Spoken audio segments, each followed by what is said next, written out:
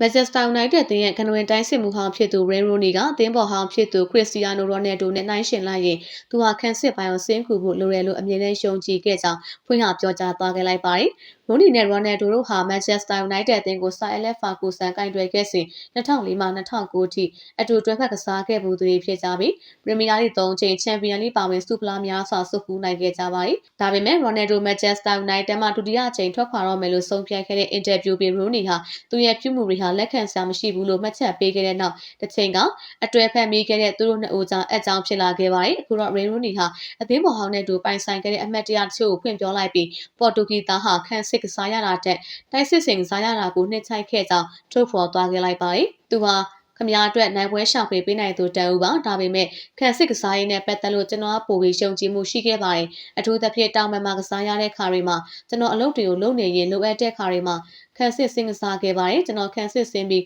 အသင်းကိုကူညီပေးခဲ့ပေမဲ့ Ronaldo ကတော့အဲ့ဒါတွေမလုပ်ချင်ပါဘူးသူ့ရဲ့အားသာချက်ကတိုက်စစ်စင်ရတာလေသူဖိအားပေးတိုက်စစ်စင်တိုင်းခံစစ်မှုတွေအနောက်ကိုကြီးဆုတ်ခွာခဲ့ရတာပါပဲလို့ Rooney ကပြောပြခဲ့လိုက်တာပဲဖြစ်ပါတယ်